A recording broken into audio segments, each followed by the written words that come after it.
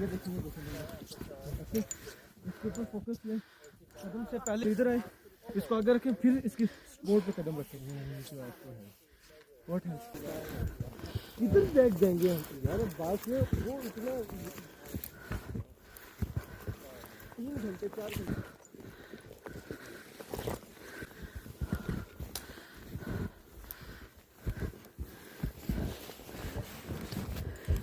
हाँ कदम पे कदम रखें। हाँ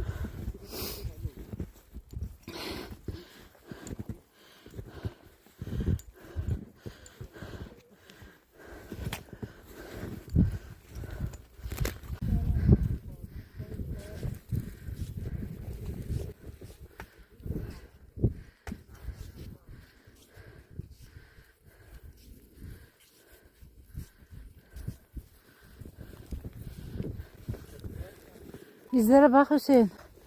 Bir cür. Bir bak hemen başta izler var.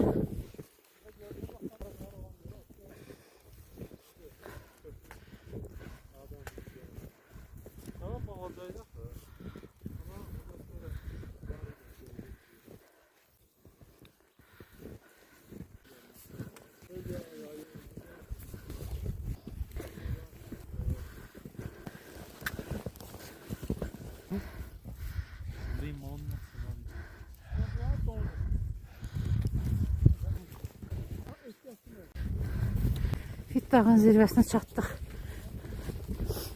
Sonra bura zirvədir. İndi təkrarlı xahiş olunur. İkinci mikrofon üçün. Qurfa göndərir. Yo. İkinci mikrofon üçün. Sağ ol, çatdıq. Hara çatdıq? Zirvəyə çatdıq. Neçə kilometrə hündürlükdə? 1810 metrə. Ay sağ ol. Fit dağı, Fit dağı. fit zirvəsi, fit yaylağı. O görüm kimlər çatdı bura. Çəkin burada.